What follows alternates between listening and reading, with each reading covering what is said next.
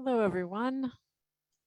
On behalf of Paraclete Press, welcome to our reading today of Raising the Sparks with poet Jennifer Wallace and our special guest, Paul Mariani. There they are. Hi, Jennifer. Hi, Paul. We're all here. My name is Rachel McKendry. I'm the publicist here at Paraclete. Thank you so much to all of you for joining us today. A recording of hosting us. Oh, it's our pleasure. I'm so glad this worked out.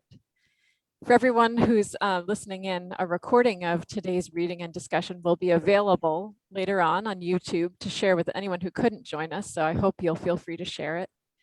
And of course, I'll let you know how you can get your own copies of Raising the Sparks, along with Jennifer's previous collection with Paraclete, almost entirely.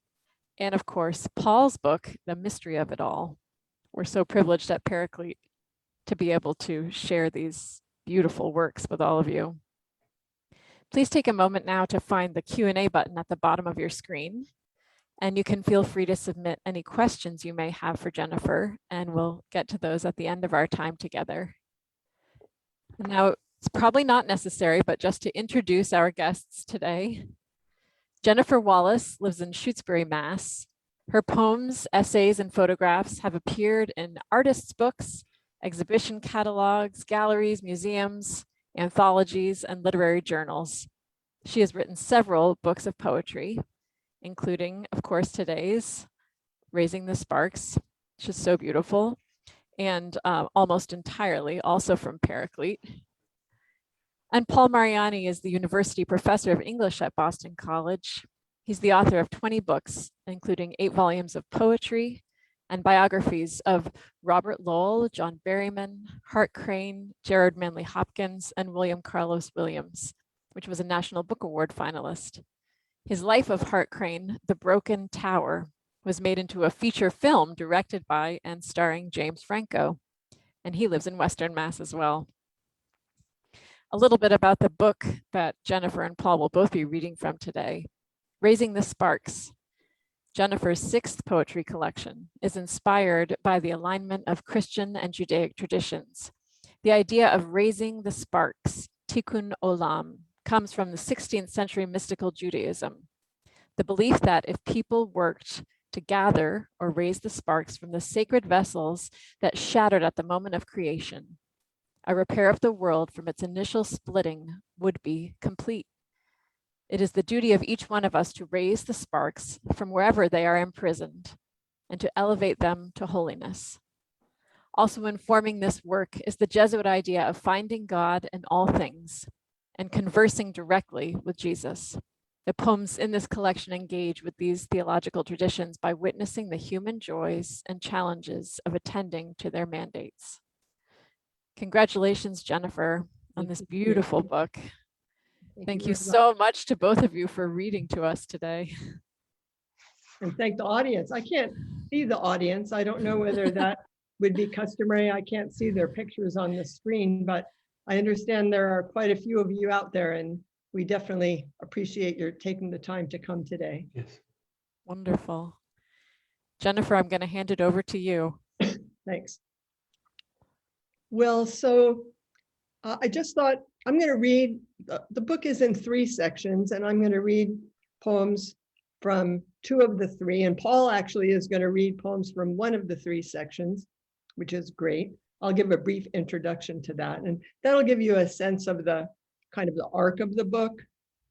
But before we launch into that, I'll just say that the poems were written over a period of time from, let's say, 2017 until as recently as last year even. And there's one in there from 2005, which is an interesting sort of caboose and beginning. Also, there's an epigraph in the book from Robert Penn Warren that says, "We must learn to live in the world." And I think that captures the underlying gesture of the book and the poems. And for me, the way I've come to learn to live in the world is this Judaic notion of raising the sparks, which I'll talk to you about a little bit more when I get to that section, and the Jesuit idea of God being in all things. And I was rereading a little bit of your book, Paul, yesterday, a little bit of the mystery of it all, where you talk a little bit about the fracturing of the unity of the divine at the moment of creation. And I thought, that sounds to me just like the Judaic notion of the sparks Yes. creation being fractured. And I thought these two traditions, and that's no surprise to most of us, are very close together and are teaching us the same ways of living in the world. So I hope you'll get a sense of them, and if not, you could read more. And so I'll take it from there. Okay, well, the first section of the book is called Laments and Benedictions. So we must learn to live in the world, and we must learn to live with all the joys and all the difficulties. And this section has many poems in it that are in those places of joys and difficulties. But the very first poem is an introduction to the book, and it's a welcome to all of you. So I'm going to start with that. To all of you who are out there, your beingness energizes me. Though we might not have met, I can picture you out in the fields, studios, cubicles, Zoom rooms, in your living rooms, libraries, among the scrap heaps.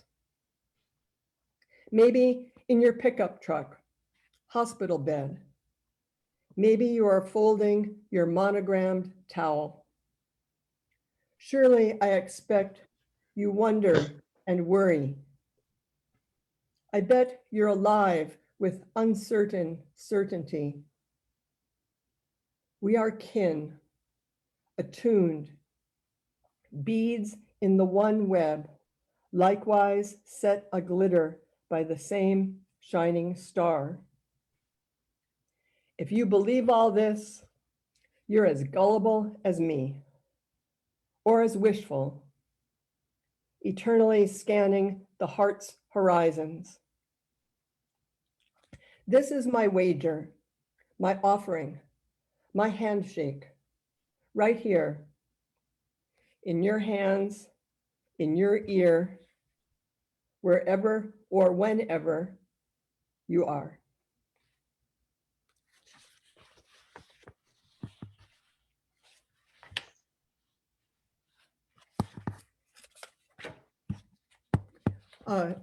We have a neighbor, his name was Homer Perkins, and Homer died in 2014. Homer was one of our best friends, and this poem is dedicated to him, and it's called Homer's Wail. My friend, booze beaten, was cast into the roiling sea. Before his liver failed him, the dark disease spit him out. One last chance to get it right. I don't think he thought too much about Jonah when he found that chunk of pine. But Homer carved a whale, chiseled, curved, sanded, oiled, and he gave it to me. It rests lightly, rocks in the breeze on my windowsill, a marble for its eye. The glass winks where the sun gleams through. When the storm clouds come, it glares sometimes too. I'd like to say I'm not like him, but that would be a lie. I've fled, connived, blamed, and bargained, bankrupt in the gales of my own making. Before his liver failed him, Homer made a whale. He set a glass marble for its eye, and he placed it in my hand.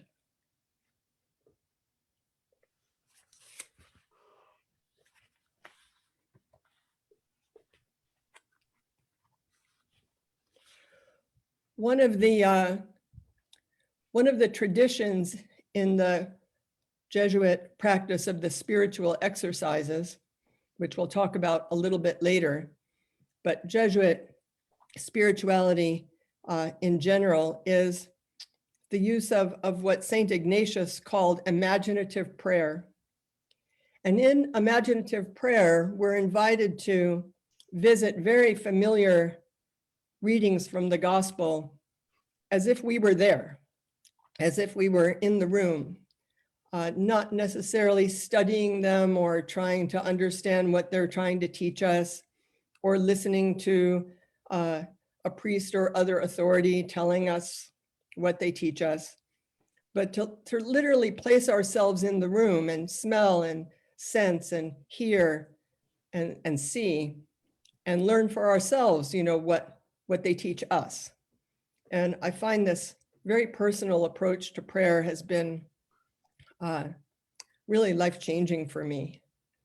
So this poem, which is after reading the gospel passage, but also seeing the painting by Caravaggio called Doubting Thomas. Many of you might know that painting, and if you don't, I would really invite you to study it. So the poem is called He Must Have Trembled. Jesus must have been afraid. He gripped the wrist of Thomas, slid his finger far, all into the wound, all muscle and bone, where it rested, a question close and quick upon his beating heart. Jesus must have been afraid. How he loved this man.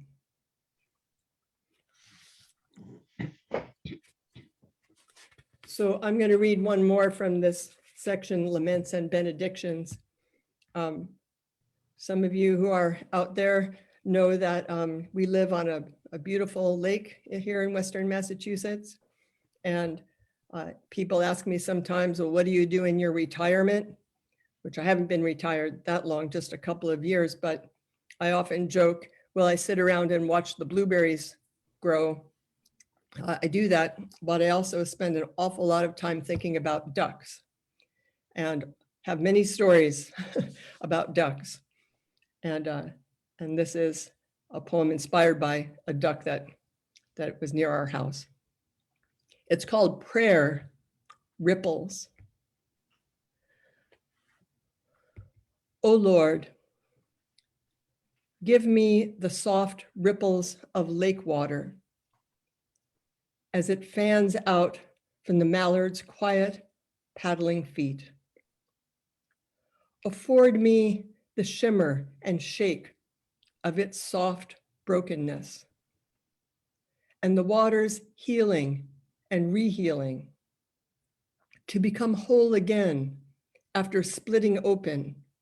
Because if creation's pattern is duplicated, then what I see on the lake, this splitting, this healing, this rehealing, what I see on the lake happens also in me, and I am comforted.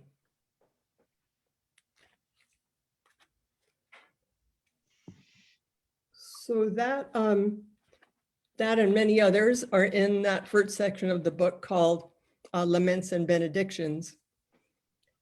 And in the middle of the book is a section of 24 letters to Jesus. And the section is called Letters to Jesus.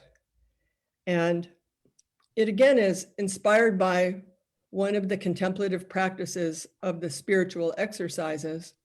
And I hope Paul will talk about this too, because he's very familiar with them as well, but I'll just briefly say that St. Ignatius in the 1500s created a set of exercises for monks to become closer to God. And it matured and evolved into exercises that many people make on a 30-day silent retreat. And Paul actually wrote a very inspiring book, which I'll talk about too later, called 30 Days, a retreat with the exercises of St. Ignatius of Loyola. It's also an option if you don't have the luxury of taking 30 days to complete the exercises in daily life. It's called the spiritual exercises in daily life. And I did this in 2018 with a wonderful priest in Baltimore, Dominic Totoro, and I hope that he's tuned in here. I did invite him. And in these exercises, a participant is invited again to encounter these very familiar passages from the gospel and to get to know Jesus on their own, on their own terms. And one of the practices is called the Colloquy, which is a letter. It's a direct conversation that, in this case, I had with Jesus. And you're invited to have them with saints, with Mary, with God, with Jesus. And it's a very intimate, personal practice. And so these letters come from that time that I did the spiritual exercises in daily life, it's called. That was in 2018. And Paul is going to read many of them, but I thought I would just start with the very first one, because one of the things that I realized pretty quickly was that I have a whole lot of inherited images. Even the name Jesus is so like, whoa, this goes back, to my earliest memories and all of the baggage that I might have that goes along with that. And I realized that to really have this personal relationship, I was going to have to really start fresh. So this is actually the second letter in the set of 24. You'll notice too, there's a name change in the addressee. They start out as Dear Jesus, but they change as I decide I have to use different names than Jesus even in order to let go of what I think I know about Jesus. But anyway, this one is early on, so it's Dear Jesus, you asked your friends, who do you say I am? Well, for me to answer, I need to discover whether what I know or think I know is mine. Like St. John of the Cross, I face an impediment of ideas. My training has ruined me. Even at my late age, I need to begin again. And for now, I must let go of your name. Forgive me.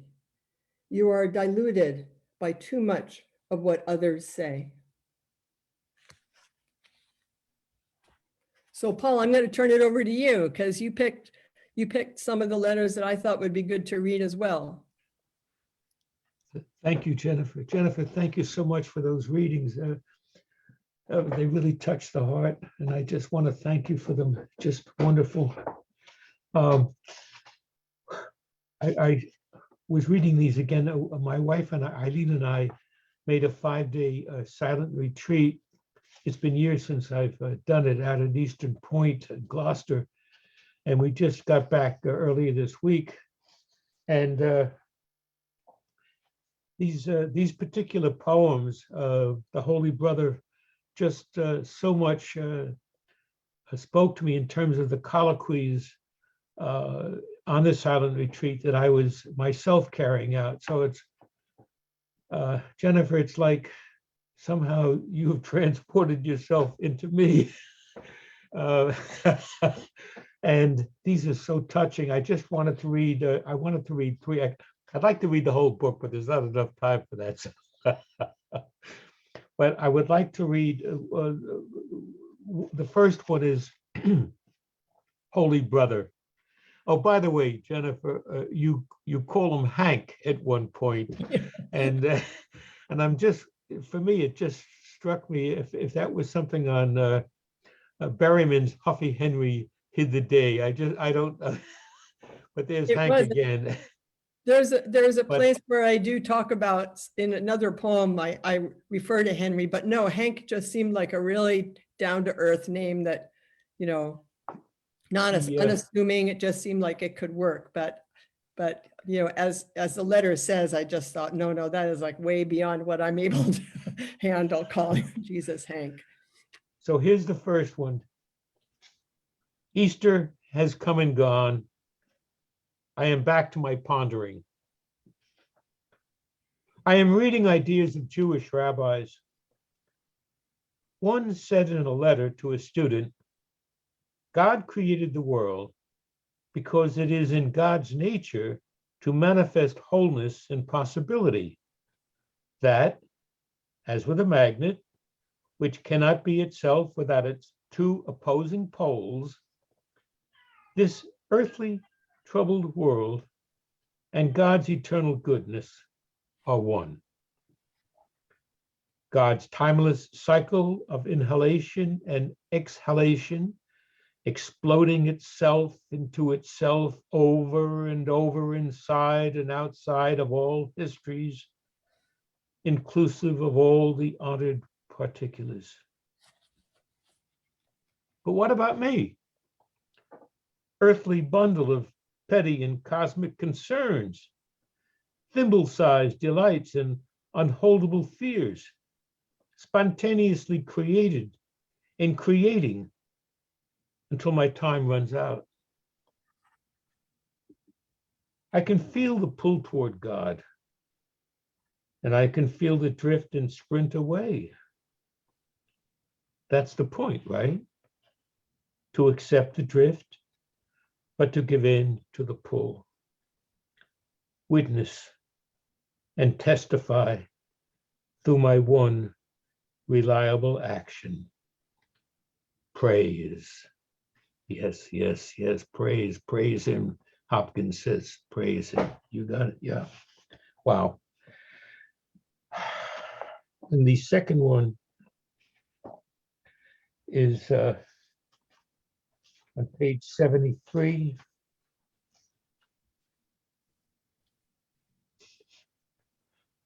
Dear Holy Brother,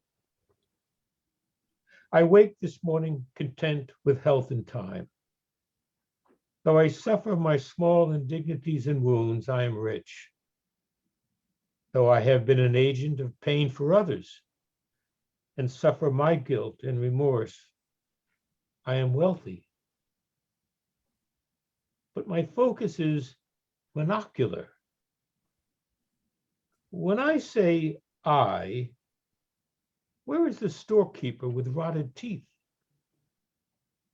The drunk addict slumping in the urine-soaked alley? The belly-bloated children or the ones with belt scars on their bottoms? Where are the watery creatures choking on our junk? Oh, I know you mean for me to be in them too, to bear their sufferings as I do mine, to make theirs mine. Why, if you want this, does it not come naturally? Why don't I live their lives as naturally as I do my own? God separated us and then urges us back together, back toward you.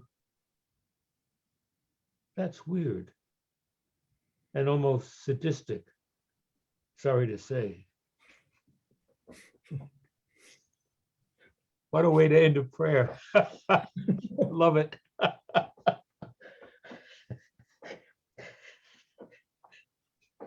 You have a good sense of humor, Jennifer. Well, you know, the prayers that I learned, you know, at St. Matthew's School would never have accommodated that kind of thinking. I give that benefit to St. Ignatius. who permits us to let it all in. This is a more serious one. It's kind of scary thinking that the Lord might be saying this to me. It's called a dialogue. It's the last of the poems to Jesus, letters to Jesus. A dialogue. What does love ask of me? Radical acceptance, commitment to engagement and reconciliation. How is it put into practice? When confronted with anger, aggression, insults, ask yourself, what am I afraid of? Move into my deepest heart, where God's affirmation will meet you. Holy brother, maybe I cannot know what divine love is like, even though I think about it all day long. If I close my eyes and wait for you to show me, these are the images that arrive. Warmth, light. Love beams to me like sunshine absorbed by the fern and reflected back in the water droplet, let go in its evening breath. Who is saying these words? I do not recognize myself, and yet I know I have been this person from the start. The smudges on the mirror you have been using are rubbed clean now. We have put a new one in your hand. You are raised outside of time. Flame of my heart, help me not to see you, but to see with you, because of you. What a prayer. Whoa, what a prayer. Thank you. Thank you so much, Jennifer. Thank you, Whoa. Paul. Thanks for reading that.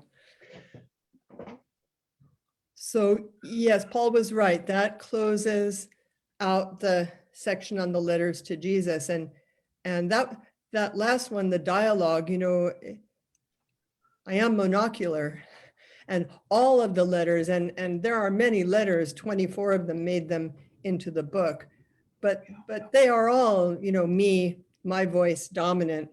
My ear is tuned to what I might hear, and I do respond to what I'm hearing in some of the letters, but we're also invited to let God and Jesus talk back to us, that we're having a conversation like we might have. And that also was a very foreign concept to me. And even though many books on prayer talk about, entering into a quiet place and having a conversation, I did not understand it until I engaged with these exercises. So anyway, the last poem is called a dialogue because that's one where I allowed in the voice of God. Sometimes the voice of God is the voice of Jesus. Sometimes they're distinct to me, but to speak back to me and for me to be bold enough to engage in a conversation. So I loved hearing that read out loud. Thank you, Paul. Okay, so then the third section in the book, which is called Raising the Sparks, and also, by now the title of the book comes from a Judaic notion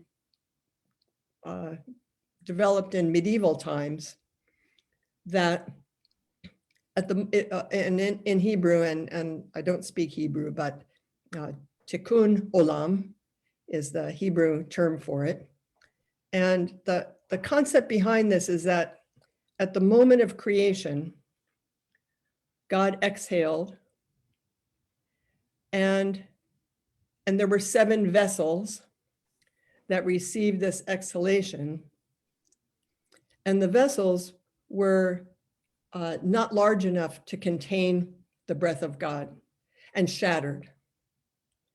And that the shards or the remnants of these holy vessels are everywhere around us, you know, in people, in objects, in nature. Everywhere we look, there are sparks.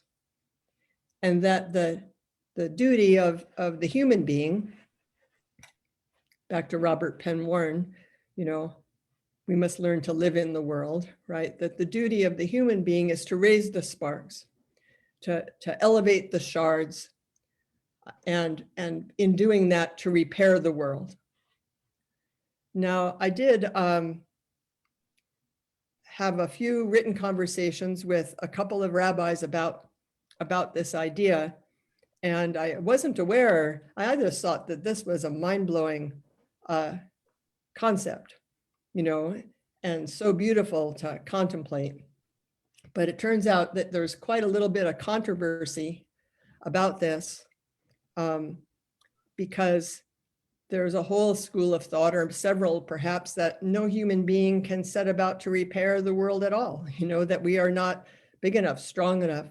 We are not God. You know, that's not something that's in our purview, and that it has tended maybe to be used as a reason or an inspiration for social justice issues, or getting involved in social justice issues. The Jesuits might call that contemplation in action, be a contemplative in action.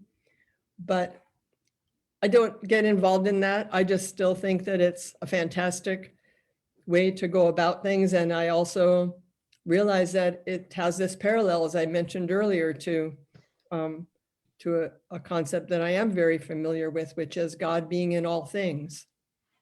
And so this section, Raising the Sparks, sets about to ask, well, where the heck are these sparks?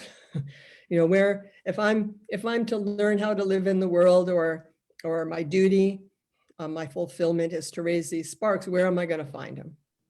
So the poems set about to try to answer that question, or at least flesh it out a little bit.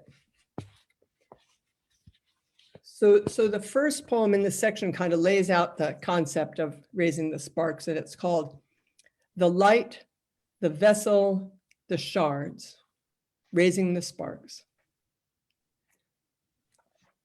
Today, my boot slipped on a rock and sank ankle deep.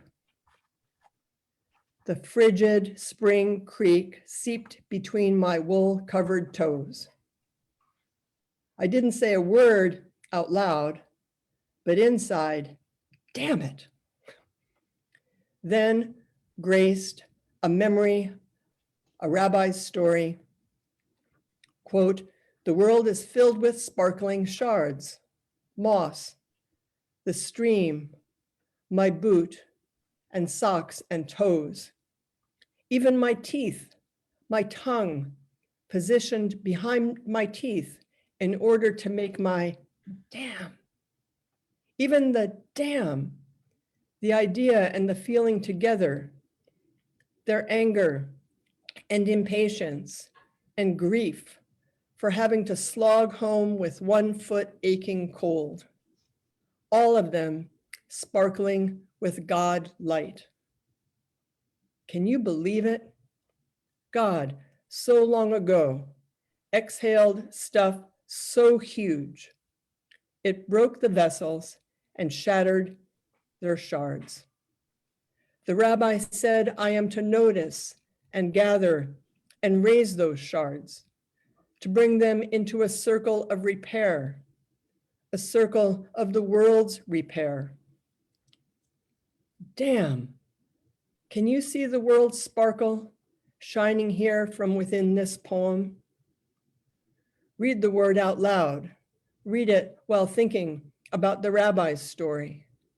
When you say it, you will join the circle made by all the noticing and gathering and raising. And we will be whole again in our suffering, astonishment, and our praise. So that kind of lays out the thesis of this section, I guess. And this one's called My List of Sparks. Sitting in my morning chair, thinking about God's sparks. Where have I noticed them? Where might they be dormant, waiting to be raised? What's left of last night's surprising April snow, flattened metallic reflections on the overcast lake. November's acorns bursting now, their rosy shoots packed and poised to transform the sunshine to towering oak. My heart beats in familiar iams. My lungs inflate, bunions ache, arthritic thumbs fumble with an ink-filled pen. Someone invented ultraviolet decals to warn the birds about the glass. And birds, in the first place, can fly, and they hang and they swim and they build homes with their mouths. And tiny wood duck chicks jump from tall trees without dying. And woodpeckers have air pockets between their bones and hammer impossible trees without cracking their skulls. And that's just an infinitesimal fraction that can be multiplied by 7 million species of Earth's animals and plants, which equals what? And who knows about minerals and gases and deep water beings, neither plant nor animal nor mineral? Or the sparks sheltering far off in the future somewhere. Not to mention those embedded in Tolstoy's miraculous sentences. Not to mention the coyote running free on Chicago's Michigan Avenue, a day a virus forced folks like me to give up the streets.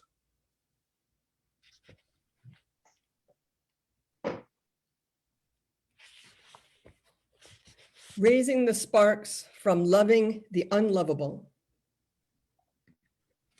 is a true story. Fred works with a toothless man at a beat-up trailer yard on the back road in Waycross, Georgia. Don't take your camper's propane tank to him for repair, even if he tells you with confidence that it's probably the regulator. Regulator's always the first to go on those things. Yet it might be worth a trip just to meet him. He'll surprise you with a joke about the president and anyone who hasn't made, which is really directed at you because you're on vacation and not working. And even though he makes you laugh, he'll try to charge you more than you should pay for something you could fix yourself, which you couldn't have known without the help of his toothless son, who will stick with you to troubleshoot until you discover the fault is with the valve, which Walmart will replace for free, even though Fred, rummaging in his rusted hut of an office, yells back, they aren't going to take that, they're not going to take that. And he says this at the same time that the Walmart guy on the other end of the line says, sure, bring it in. Well, you got to love a guy like Fred out there in the swampy backwoods, trying to make a buck with a son whose generosity doesn't help, not one bit.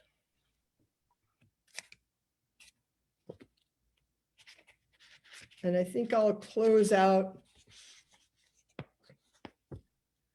with this poem. It's the second to the last poem in this section, and it's called What Kind of Sparks? I didn't realize until I was preparing for today how many references to COVID there are. What kind of sparks? What kind of sparks can be raised from a mutating virus against which a person can only keep her distance, wash her hands for 20 seconds, accompanied by the Lord's Prayer to mark the time?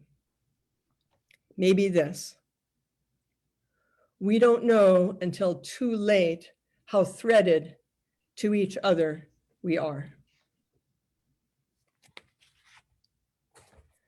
So that's raising the sparks. And I think Paul and I are going to chat a little bit. I'd like him, I have a poem of his that I'd like him to read, which I actually thought wraps the whole thing up. But Paul, I don't know if you want to read De Profundis now or towards the end of the event. I could read it. Do you want me to read the De Profundis now? Yeah, I think that would be perfect. Okay, I'll do that. Okay, here we go. Yeah, I might be able to put it. Would you like people to be able to read it, Paul? I'm sorry. Would you like people to be able to read it? How do they do that? I think I know how to do that. Hold on. Maybe not. Okay. Never mind. Okay. Sorry, I thought I could do it, but I can't. Okay, I'm going to read it now. Yes. Here we go. Okay. De Profundis has a head note, and the Spirit of God was hovering over the face of the waters.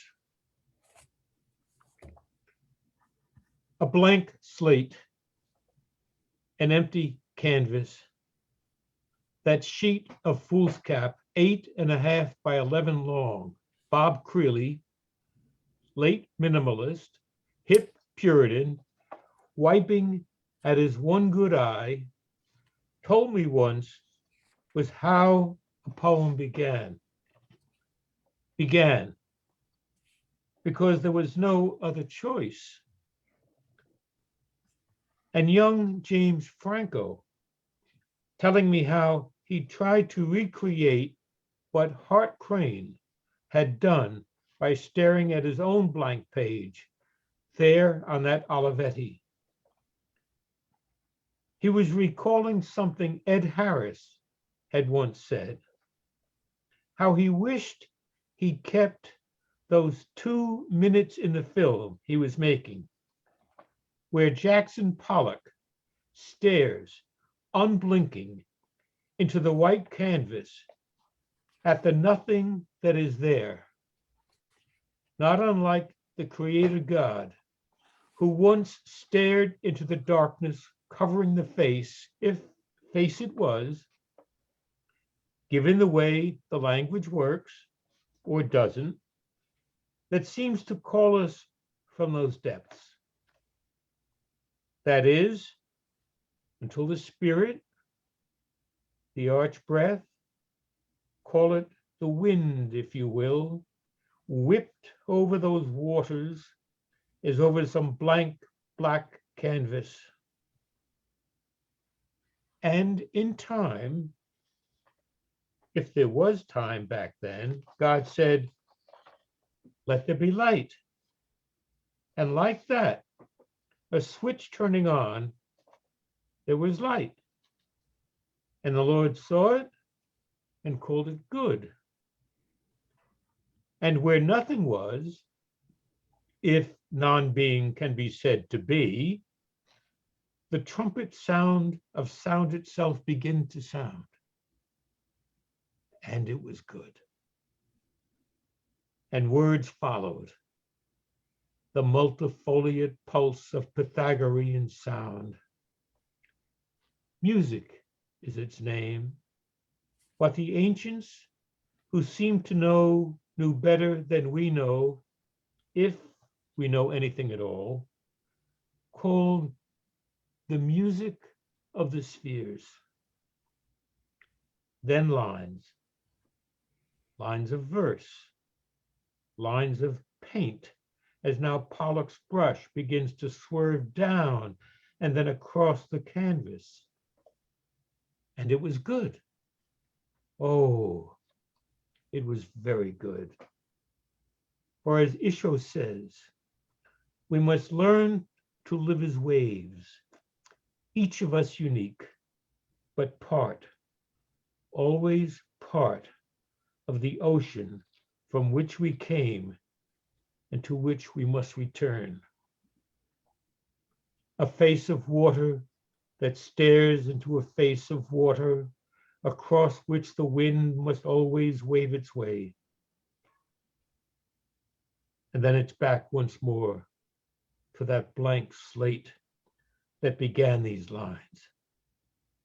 The empty canvas, which seems to taunt the one who dares to stare upon its face until you catch it staring, unblinking back into the blank face of the beholder.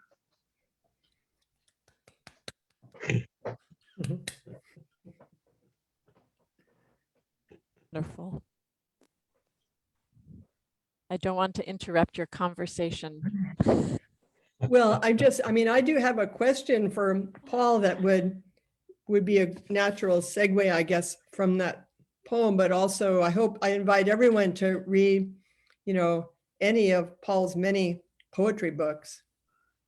The book that Paraclete has of his, The Mystery of It All, there's a subtitle to this book, which I'm digging out now. Paul knows it better than I do. The Mystery of It All, the vocation of poetry in the twilight of modernity. And in it, you talk about music, and you talk a little bit about God being the first principle, and then a fracturing of unity into many parts. And you mention Bach's Goldberg variations.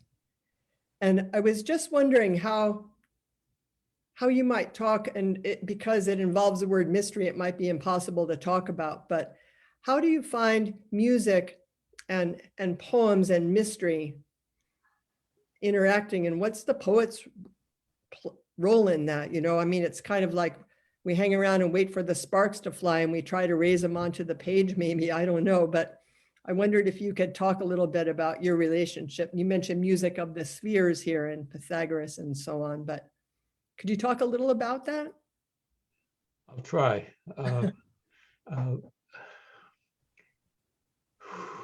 The music, the rhythm, the rhythms of life, the sounds that are all around you that begin to turn into a kind of cosmogony or into a pattern. Again, just being on a 5-day retreat down in Gloucester, and my wife was with me, and it just, we would take a walk, and there was just this beauty, just looking at the ocean, looking at the way the snowflakes came down. The music of her voice, the music of God, the music of the contemplation, the music of laughter, the music of children's laughter, the music of sunshine. How's this? The music of sunshine, the music of dawn.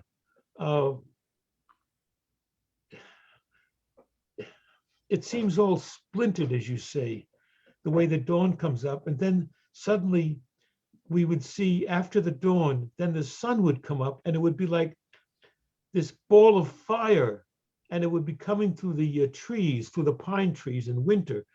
And it looked like the burning bush. I mean, it was on fire, but it wasn't consuming the tree. That's why I guess I write poetry. It's true. I mean, and nothing else seems to do it for me. Right. And I was thinking, if I could play an instrument, I might have rather be a musician than a poet, so that I didn't have to use words at all, because I just find them to be so in the way a lot of the times, and I was good. Well, in this book that you have, a recent book, also Epitaphs for the Journey, you also talk about revision, and these are poems that are included in a book that are poems that you've previously written and revised. And it made me think about the poet's role in getting some sense of that mystery on the page, and everything that we do just seems to make a lot more noise. Yeah. And we need the silence of music, which sometimes in your poems, especially, the music is very strong rhythmically because you write in such beautiful form. But do you feel, that you, in your composition process, that you're just kind of waiting to catch the light as it passes through the room. Exactly. Yeah. Yeah. And That's it's very wonderful. hard because, for me, I'll have an idea. I've learned this now, not to trust this. I'll have an idea and I'll go, oh, that's a good idea for the poem. As soon as I do that, I say, I'm never writing that poem. Because if I try to write from, oh, this is a good idea, I find that there's way too much of me and not very much of anything else in there. So, but it's very hard because our craft is putting words on paper, and words have noise. So I don't know how to get out of that mess. Just keep at it, I guess. It's a real paradox, isn't it? It is a paradox. I mean, we use words and then, but none of the words really, we know this, don't we, are never fully adequate, are they? They can't do what, and so we're drawn from language into this transcendent silence. One of the things that when the words gave up, there would just be a smile, God's smile. And it would be, oh, and the heart would go out to it and we'd say, I'd say, oh, yes, yes. Okay, so then you go back to the page and you try again and you try again over 50, Right. 70, 80 years. We're like a scribe, just trying to catch those moments when we're lucky to perceive them if we can perceive them. Jennifer and Paul, several people are sending their greetings, which I'll be sure to pass those on, but Thank you. we do have a few questions too, if you're willing. Yeah, we're willing. Lori Klein says that she is as moved by the sparks evident in each of you as you speak and read as she is by your works. Oh, it was very good. Thank you, Lori. And Suzanne has a question. She says, I am so moved by these poems, hardly able to respond. But if you, Jennifer, could discuss your writing process from the first spark of an idea or inspiration to the finished work, and does your photography impact your writing? Hi, Suzanne. I know Suzanne. So, well, it's not a straight line process. I think, well, I know that I have a structural temperament, and when and I feel this is what I'm learning to trust more and more. And I think this book, feels to me the most personal of any book that I've written because I've tried to trust myself more. But I don't take on a poem unless it's given me a feeling first. If something, it's very amorphous way to describe it, but if I have a feeling of resonance or a feeling of fullness, the way a sound would come from a cello, if I have that feeling, then I trust that feeling is something that I want to try and write into. So I hardly ever have an idea first anymore. But if I have that feeling, I'll just free write around that, and there might be images, there might be little rhythms, there might be little phrases. A lot of times I do a lot of reading, and most of my work, you'll see, involves a lot of other writers and thinkers that I'm conversing with. But if I read a phrase, I'll get that feeling. And I'll put that I'll write that down, the phrase down in my notebook. And then when I sit down to and I have the time and the inner space to work, I'll grab one of those phrases and try and put myself back into that feeling. I hardly ever use a keyboard when I write until the very, very final stages of like the 50th draft. Because I think that whole digital thing it's not very whole for me.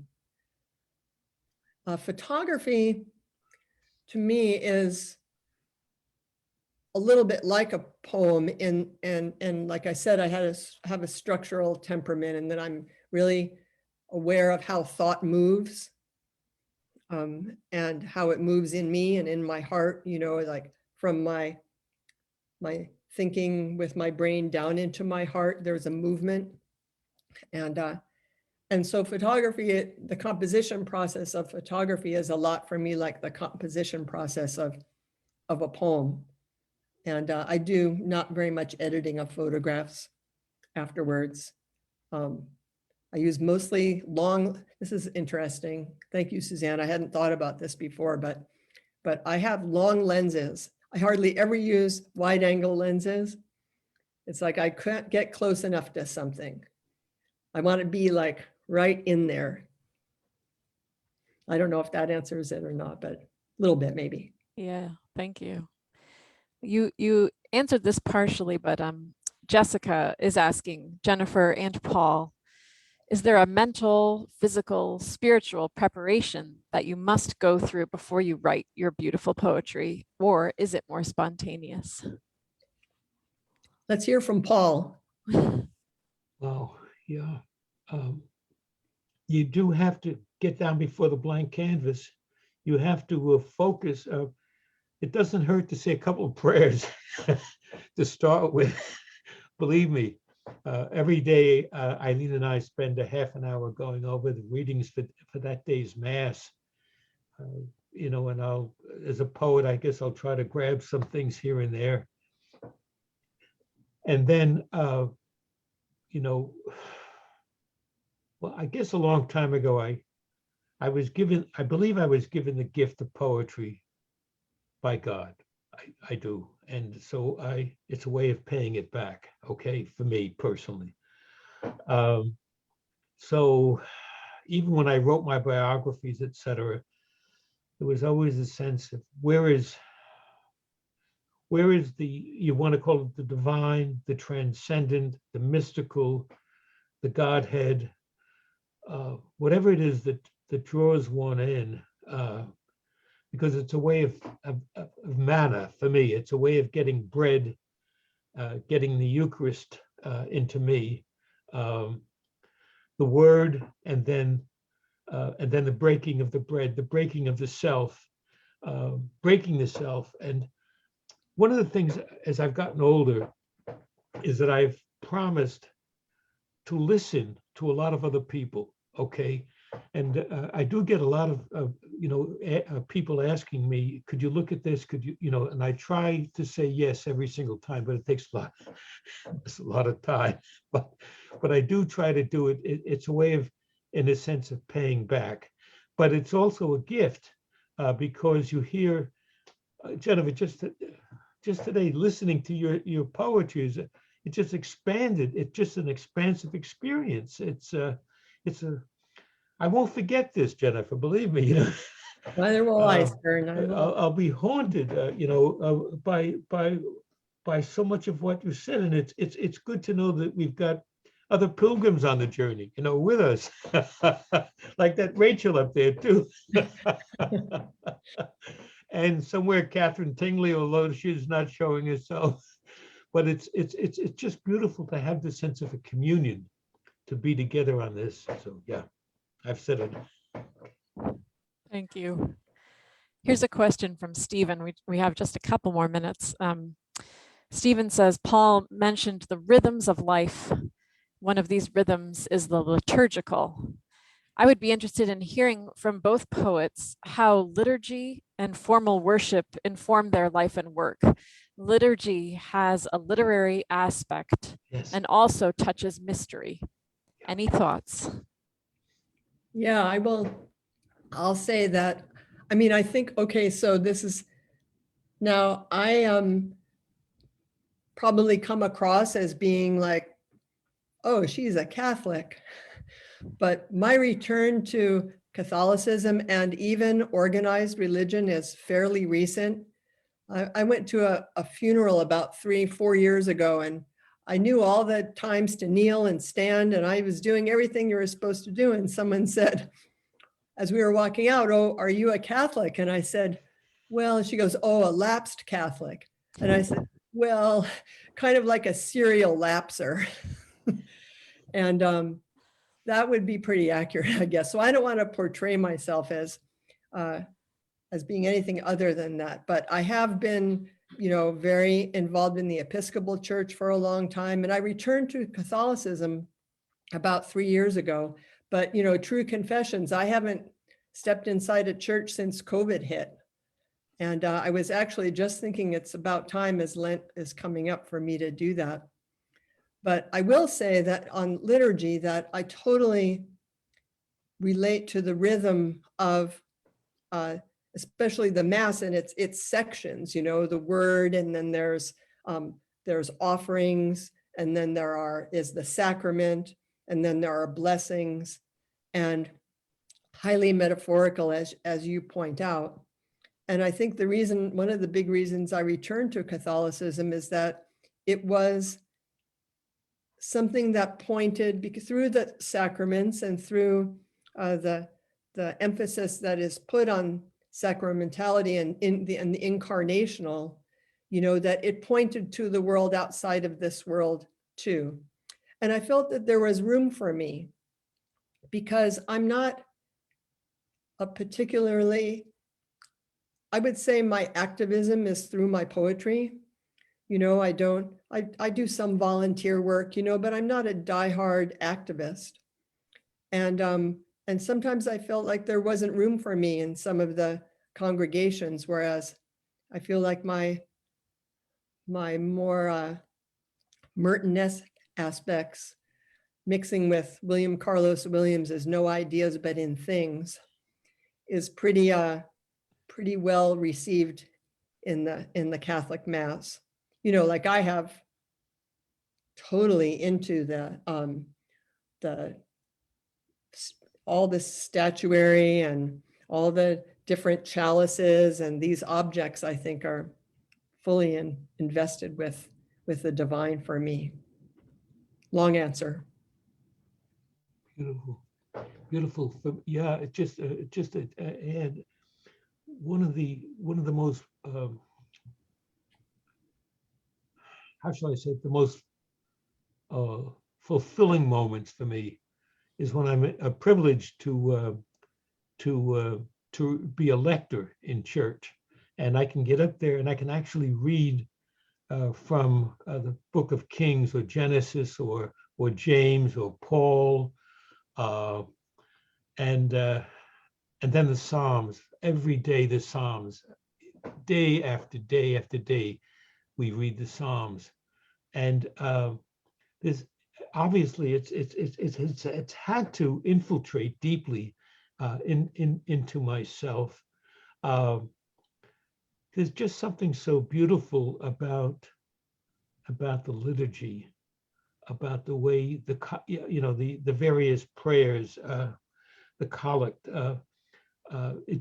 You spoke it so well, Jennifer, when you said there's a transcendence, there's an incarnational moment that lifts you beyond yourself. And I don't know what and then there's that silence after receiving communion where I can listen, but I'm listening to a profound silence, if that makes any sense, a deep, profound silence, which says, Paul, I love you. It's just, and not just me, but I love Eileen. I love all these people, and it just, there's nothing in my whole academic field that ever did anything like this for me. This is the heart for me right here. Amen. Yeah. Amen. That is beautiful. And that feeling of that feeling that I described, I think Suzanne asked the question about that resonance that feels like that fullness. I do believe that is coming, that's a God-given thing, that's an incarnational thing, that there's some message saying this matters, this thing is, it strikes they say, oh, it strikes a chord. Well, I just don't think those chords are struck by accident. No. The wind that's blowing, or the thing that's moving those chords, is not in my power. Right. But I can receive it if I'm present enough to receive it. And I also get a lot. I was surprised in writing the poems, and there's a few very personal and very unusual poems for me in this book. And I would say difficult subject matter. And as I was writing that, I let myself write in longer, more prosy lines. And I was super surprised that little bits of scripture were coming in as if they were part of my conversation. You know, not that they were saying, oh, this is like this in scripture, but it was coming through me. It was my voice, like the angels who say, do not be afraid. Yeah. You know, those voices were in me while I was making the poem. And I was very surprised by that. And I just let it happen. You'll see. I mean, I just let it be in the poem anyway. Didn't try to weed that out. So the scriptural readings that I do have a big influence on me in my writing. Thank you so much. I'm sad to say we've come to the end of our hour together. Oh, and It flew. Thank you. Thank you Thank so you. much, yes, Jennifer. Thank you, Paul. Erically, you guys do beautiful work. You Wow. do beautiful work on all of our behalfs, and even putting this together. And Yes. you know, thank goodness we're able to do this outreach now with this platform, which is now we're It's totally true. used to. Yeah. It is a gift. One of the surprise blessings of this trial of a time that we've all been marching through together, but the communities that we've been able to form and become part of, like you mentioned, Paul, are truly a gift. So it's our privilege. And thank you to everybody who's here. I can't see you, but I see some of your names popping up. Philip Carr Harris, I did write a poem for him and recited it in his congregation one day. Lovely. So anyway, thank you for taking time out of the day. And Paul, you know, you and I are going to meet up in Montague one of these days. Oh, Good. It was a pleasure, a deep Okay. pleasure.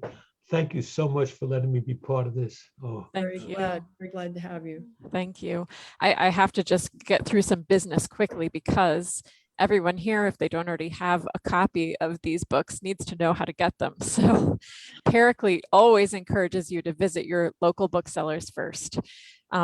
But in celebration of the launch of Raising the Sparks, we do have a special offer on our website. If you want to look and make any of these beautiful books part of your collection, you just use the coupon code SPARKS with an exclamation point, and you'll get 20% off today, all 3 of these beautiful books. So we invite you to do that. And I know this time was such a gift for me too. So I thank you. And I thank all of you for joining us. Our prayers are always with all of you for health and safety during these times, for continued inspiration and blessing in all that you do. And we hope that you'll be able to join us again for more readings and events in the future. Thank you so much. Bye-bye. Have a Bye. wonderful afternoon and weekend. Thank you. Take care.